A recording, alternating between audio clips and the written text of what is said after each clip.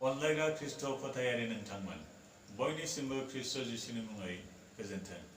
दिनै जों खृष्टान फोथायनाय आयदानि सायाव नायगोन। जिसुनि उन संग्राफ्रा नुनायजों नङा नाथाय फोथायनायजोंसो थांनानै थायो।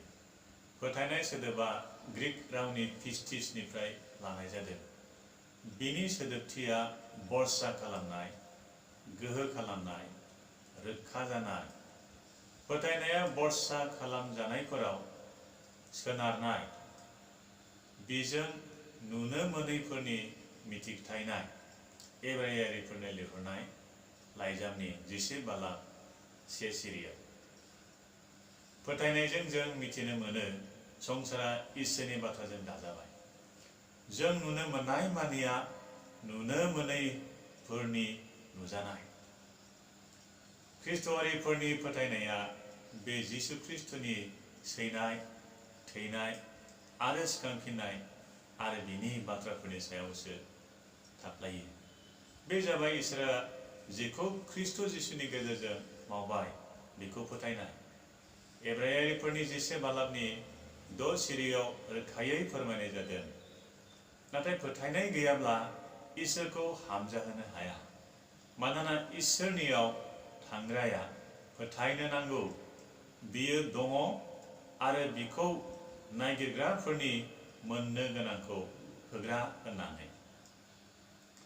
सानसेखालि सानै खाना मानसिफोर जिसुनियाव फैदोंमोन आरो गावसोरखौ गुनु खालामनो थाखाय बिनियाव खावलायदों। बे समाव जिसुआ बिसोरनियाव सोंदों, आं नोंसोरखौ गुनु खालामनो हागौ होननानै नोंसोरो फोथायोना? अब्ला बिसोरो बुंफिनदों, औ प्रभु होननानै। जिसुआ बिसोरनि मेगनफोराव दांनानै बेबादि होनदों, नोंसोरनि फोथायनाय बादिनो नोंसोरहा जाथों। माथाय 9 बालाबनि 27 निफ्राय 29 सिरिसिमाव जोङो मोननो हायो। अब्लानो बिसोरनि मेगनफ्रा गुनु जादों। बिसोरनि फोथायनायजोंनो बिसोरो रोखा जानायमोन जोंखौ बि जिसुआ गुनु खालामगोन होननानै। मानोना बिसोरो बेखौनो आसा खालामनायमोन।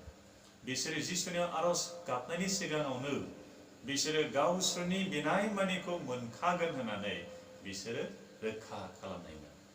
बेबादि फोथायनाय नोंहाबो दंना? प्रभु जिसुआ गावनो बुंखादों। बेनिखायनो आं नोंसोरखौ होनो, नोंसोरो जेखौ आरज खालामनानै बिगोन नोंसोरो बेखौ मोनखाबाय होननानै नोंसोरनो फोथायदो, अब्ला नोंसोरनो होनाय जागोन।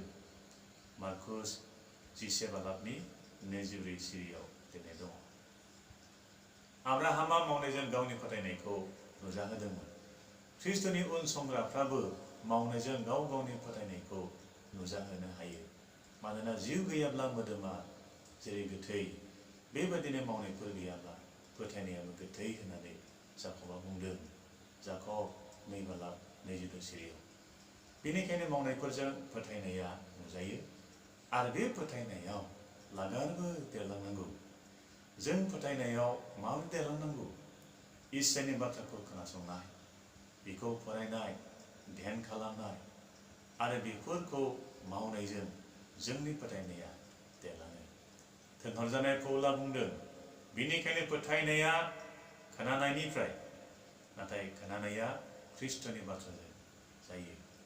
रम 10 बालाबनि 17 सिरियाव लिरनाय दङ। फिलिपआव थानाय फोथायारिफ्रा पौलनि बाथ्राखौ खोनासंदों आरो फोथायनानै नाजावदों आरो बिनि थिननाय बादिनो फोरबुनि हुकुमफोरखौ मानिदों। बिसोरो पौलनि बाथ्राफोरखौ खोनासंनानै इसोरनि रायजोनि फारसे गोसो होनानै हाबा मावनाय आरो आरजआव नांथाबनायखाय बिसोरो फोथायनायाव देरलांदों। आथिखालनि थासारिफोरखौ नायनानै गाव गावनि फोथायनायाव देरलांनाया गोनांथार। बे जाबाय नोंथांनि सारिगिदिंनिफ्राय खोनानाय आरो नुनायफोरखौ फोथायनो ना जोंनियाव इसोर होनाय फोथायनायखौ लानानै थाबायनो। जायखि आबहावायाव थाया मानो ख्रीष्टनि उन संग्राफ्रा बिनियावनो फोथायनानै गसंथानो आरो जिउ खांनो नांगौ। इसोरा नोंथांमोनखौ बोर होथों। जोङो आरज खालामो। सोरगोआव थानाय जोंनि अनथोब गोथां आफाजों नोंखौ हामबाय होनदों। नोङो गावनि फिसाफोरखौ अनबाय आरो फोथायनो थाखायबो नोङो जोंनो नोंनि बोरखौ होबाय। बे फोथायनायजोंसो नोंनि फिसाफ्रा गोथाङै थायो। नुनायफोरजों नङाफोरखौ, नाथाय फोथायनायजोंसो। आब्राहामाबो बे धोरोमिया सानजादोंमोन। मावनायजों गावनि फोथायनायखौ गोथां बियो दिन्थिदोंमोन। दिनै जों नोंनि फिसाफ्राबो ख्रिस्ट'खौ नाजावनाय बिनि उन संग्राफ्राबो नोंनिफ्राय मोननाय बे फोथायनायखौ लानानै लागारबो गोख्रोङै गसंनो, आथिखालनि गासैबो आंखालनि बोथोराव, आथिखालनि गासैबो उदायै बोथोरनि समाव बे फोथायनायाव जों गसंनो, नोंनि फिसाफ्रा बोलोग्रा जानो, नोंनि जिउनि दैदेननायखौ जों हास्थायदों। आरो बे फोथायनायजोंनो जोङो गासैयावबो देरहानो आरो जों गासैयावबो नोंनि साखि होनाय बाथ्राखौ जों फोसावनो आरो समाजाव मोजां गोहोमखौ जों लाबोनो हानाय बायदि नोंनि फिसा जिसुनि दैदेननाय गोथार जिउनि सुफुंनायखौ नोङो बयनोबो दान होदो। बासायग्रा जिसु ख्रिस्ट'नि